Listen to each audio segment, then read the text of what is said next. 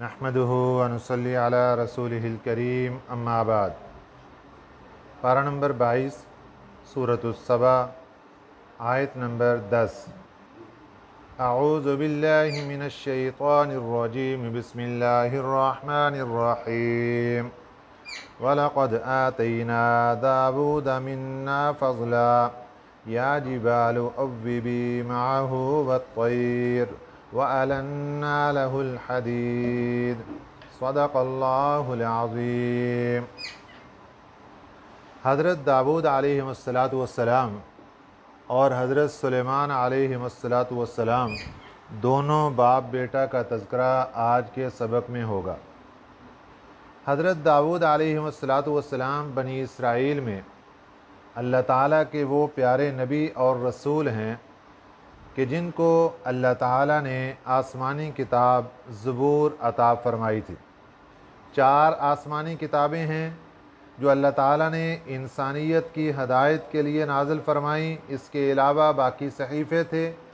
ان 4 آسمانی کتابوں میں سب سے پہلے نمبر پر نازل ہونے والی کتاب تورات ہے، جو حضرت موسیٰ علیہ السلام پر نازل ہوئی تھی، اور اس کے بعد دوسرے نمبر پر کتاب کا نام زبور ہے، جو حضرت داؤد علیہ السلام پر نازل ہوئی تھی، اور پھر تیسرے نمبر پر انجیل حضرت عیسیٰ علیہ السلام پر نازل ہوئی، اور چوتھے نمبر پر قرآن مجید ہمارے پیارے نبی حضرت محمد صلی اللہ علیہ وسلم پر نازل ہوا۔ حضرت داؤد علیہ السلام اللہ کے وہ پیارے نبی ہیں کہ جن کے اوپر آ کر اللہ تعالیٰ نے 2 چیزیں جمع فرما دیں۔ یہ وقت کے نبی اور رسول بھی تھے اور وقت کے بادشاہ بھی تھے۔ ان سے پہلے بنی اسرائیل میں حکومت اور بادشاہت کا سلسلہ الگ خاندان میں چل رہا تھا، اور نبوت کا سلسلہ الگ خاندانوں میں تھا۔ لیکن جب حضرت داؤد علیہ السلام کا زمانہ آیا تو اللہ تعالیٰ نے ان کے اوپر اپنا کرم فرمایا، اور حضرت داؤد علیہ السلام بیک وقت نبی اور رسول بھی تھے اور وقت کے بادشاہ بھی تھے۔ حضرت داؤد علیہ السلام عبادت گزار بہت زیادہ تھے، بہت کثرت کے ساتھ عبادت کرتے تھے۔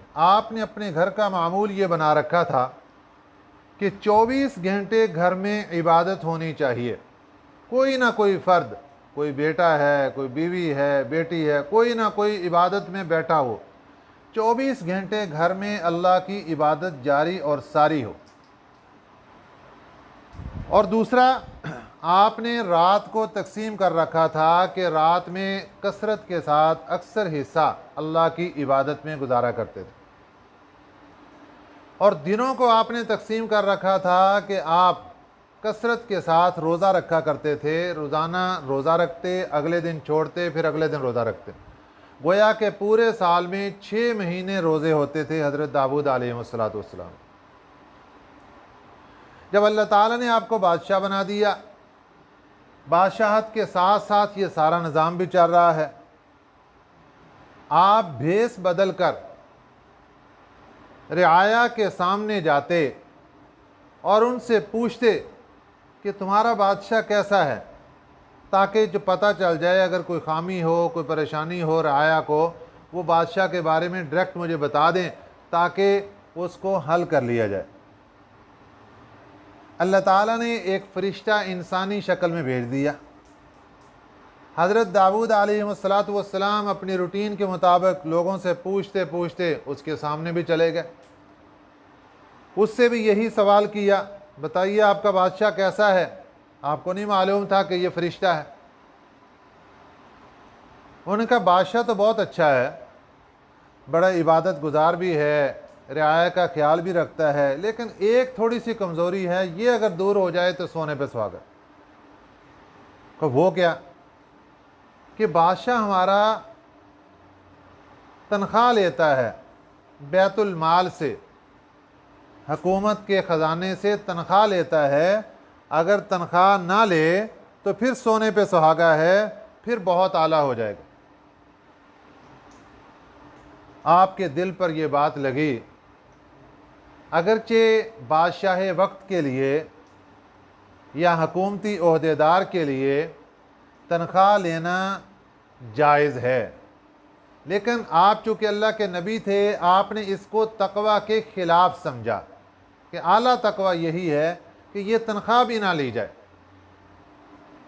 چنانچہ حضرت داؤد علیہ السلام نے اللہ تعالیٰ سے دعا کی کہ یا اللہ مجھے کوئی ایسا فن، کوئی ایسا ہنر دے دے کہ میں اس تنخواہ اور وظیفے کی محتاجی سے بچ جاؤں۔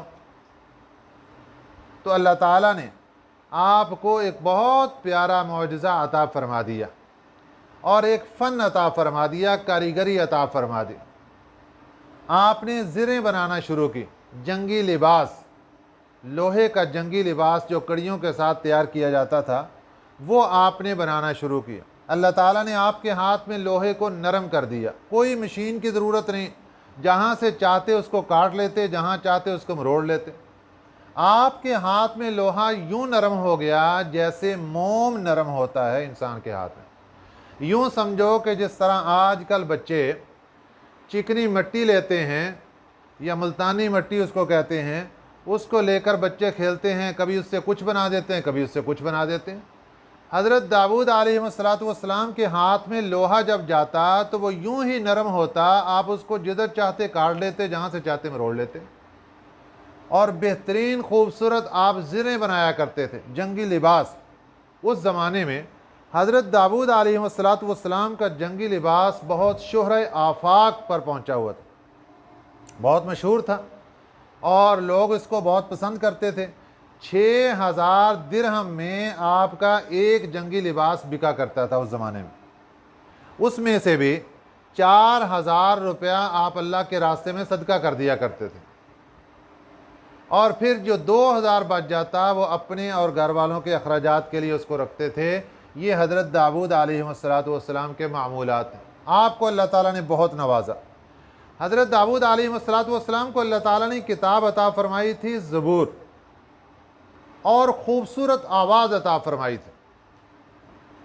ایسی خوبصورت اور پیاری آواز تھی کہ جنت میں جہاں پر اللہ تعالیٰ انسانوں کو چن چن کر نعمتیں عطا فرمائیں گے، حضرت یوسف علیہ السلام کا حسن ہر انسان کو، ہر مرد کو جنت میں ملے گا۔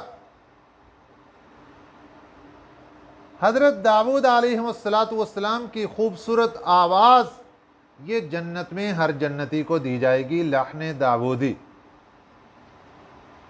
ایسی پیاری اور خوبصورت آواز تھی کہ جب آپ زبور کتاب پڑھنا شروع کرتے، اڑتے ہوئے پرندے رک کر آپ کی زبور کی تلاوت سنا کرتے تھے،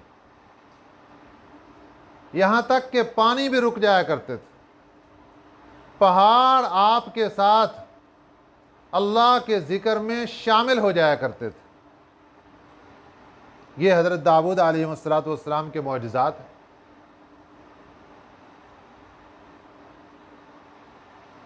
ہماری اس امت میں ایک اللہ کے نبی صلی اللہ علیہ وسلم کے صحابی گزرے ہیں، حضرت ابو موسیٰ اشعری رضی اللہ تعالیٰ عنہ۔ آپ کو بھی اللہ تعالیٰ نے بہت خوبصورت آواز عطا فرمائی تھی، قرآن پاک بہت پیارا پڑھتے تھے۔ ایک دن نبی پاک صلی اللہ علیہ وسلم نے ان سے قرآن سنا، یہ پڑھ رہے تھے اپنے جوبن میں، تلاوت کر رہے تھے۔ آپ صلی اللہ علیہ وسلم گزر ہوا، آپ نے سنا، ان کو نہیں پتہ چلا، اور پھر آپ صلی اللہ علیہ وسلم نے تعریف فرمائی کہ آپ کو اللہ تعالیٰ نے لحن داودی عطا فرمائی، بڑی خوبصورت آواز، حضرت داؤد علیہ السلام کی آواز آپ کو اللہ تعالیٰ نے عطا فرمائی، میرا جی چاہتا ہے کہ میں آپ سے تلاوت سنوں۔ یہ حضرت داؤد علیہ السلام کی آواز اللہ نے حضرت ابو موسیٰ اشعری رضی اللہ تعالیٰ عنہ کو عطا فرمائی۔ اور حضرت داؤد علیہ السلام تنخواہ نہیں لیتے تھے۔ اس امت میں بھی ایسے لوگ متقی پرہیزگار بادشاہ وقت گزرے ہیں جنہوں نے تنخواہ لینی چھوڑ دی۔ قریب کے زمانے میں حضرت اورنگزیب بادشاہ وقت گزرے ہیں، انہوں نے تنخواہ لینی چھوڑ دی تھی۔ دو کام تھے ان کے، ایک تو کتابت کیا کرتے تھے، قرآن پاک کی کتابت کرتے، اس سے وظیفہ حاصل کر لیتے۔ دوسرا ان کو ٹوپی بنانے کی کاریگری تھی، ہاتھ سے ٹوپی تیار کرتے تھے، تو اس سے پیسہ کما کر اپنا گزارا کرتے تھے۔ اور اورنگزیب عالمگیر رحمۃ اللہ علیہ تو تنخواہ نہیں لیتے تھے۔ ایسے ہی اور بھی ایک دو بادشاہوں کے نام آتے ہیں۔ تو یہ اللہ تعالیٰ کا بہت بڑا انعام ہے، یہ تقوی اور پرہیزگاری ہے۔ ویسے شرعاً جائز ہے کہ ایک بندہ حکومت کا کام کرتا ہے، اس کو حکومت کے کھاتے سے تنخواہ لینے کی اجازت ہوتی ہے۔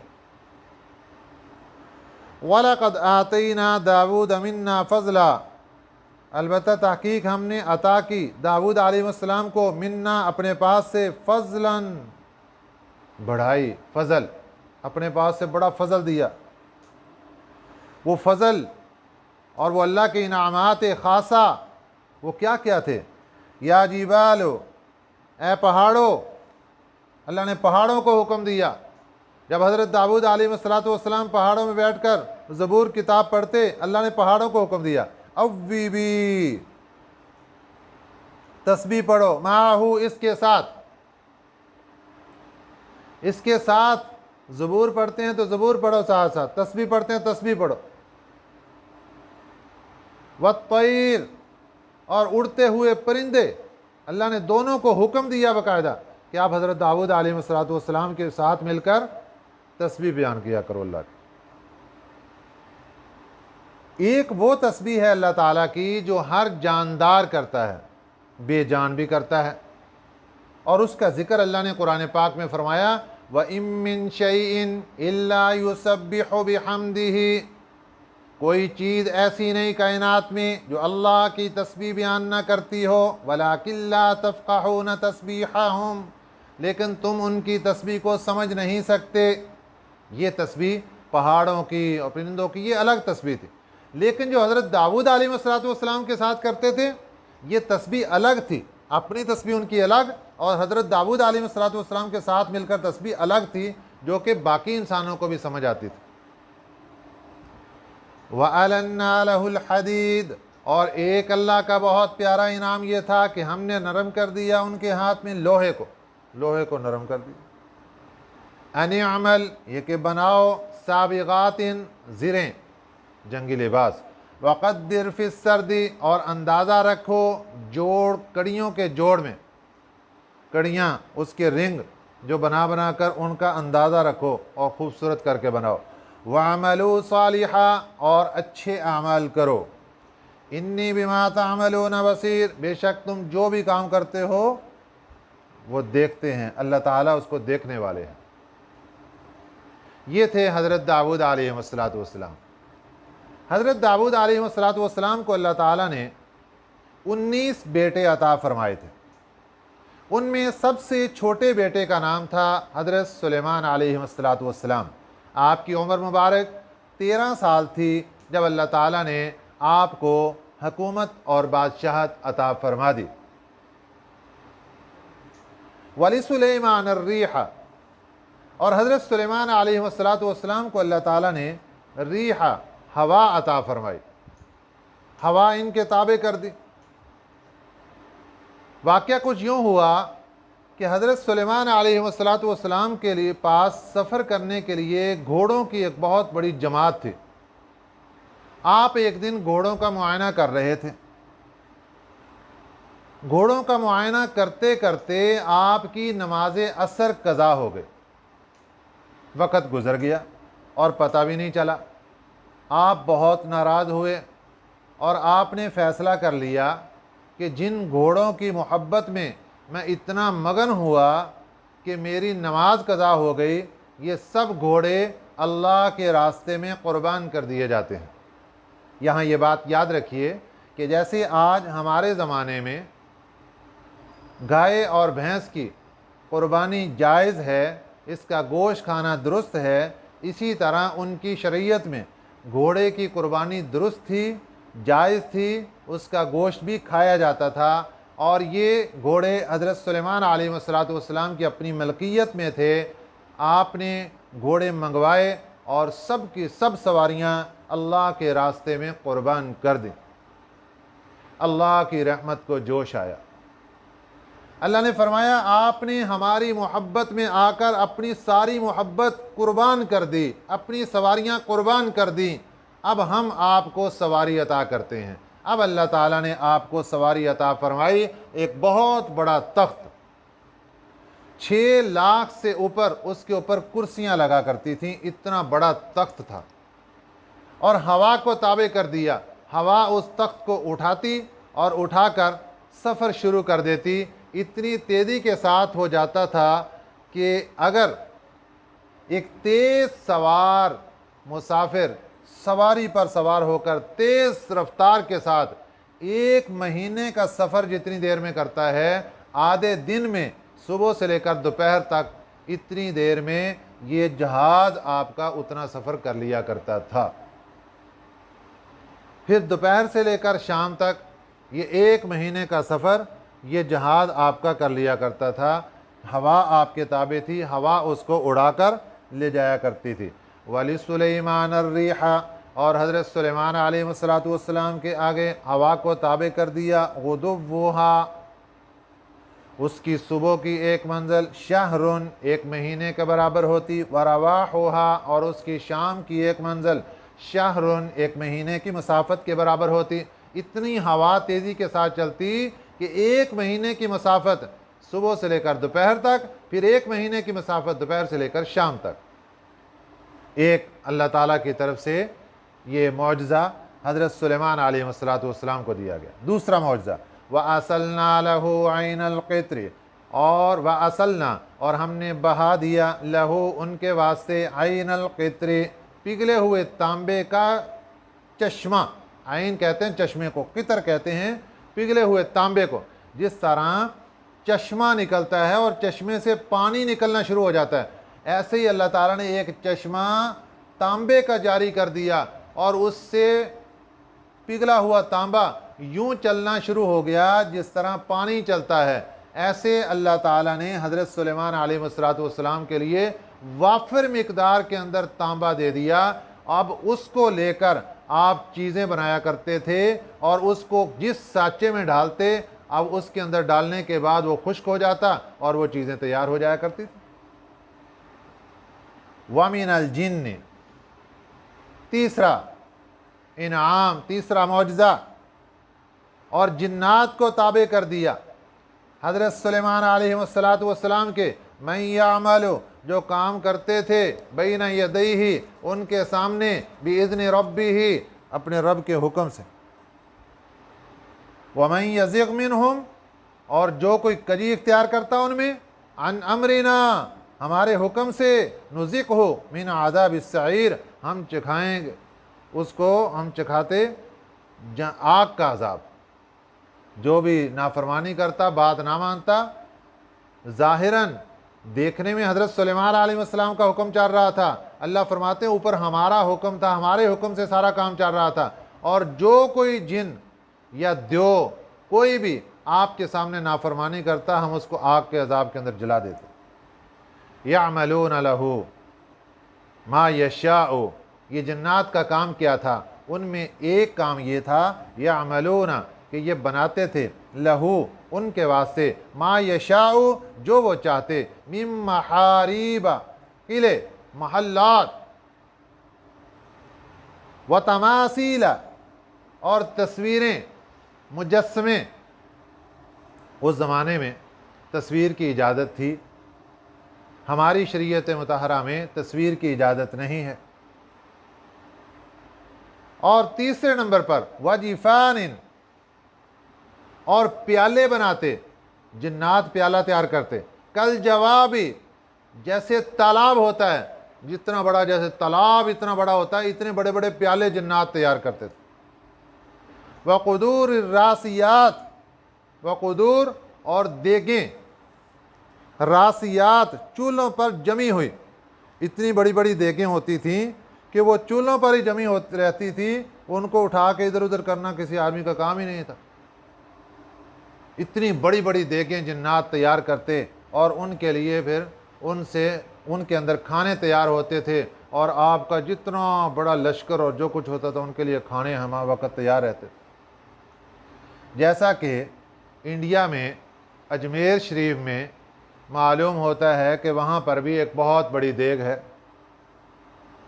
جس کے اندر 60 من کھانا ایک وقت میں تیار ہو جاتا ہے، اور ایک اس سے بھی بڑی دیگ وہاں پر موجود ہے جس کے اندر ایک وقت میں 100 من کھانا تیار ہو جاتا ہے۔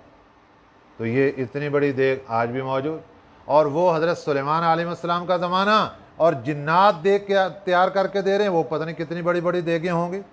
اب یہ نعمتیں ذکر کرنے کے بعد اللہ نے کیا فرمایا؟ اعملوا آل داود شکرا، کام کرو اے آل داود شکر کے، آل داود اللہ کا شکر ادا کرو، اللہ نے اتنی پیاری نعمتیں دی ہیں۔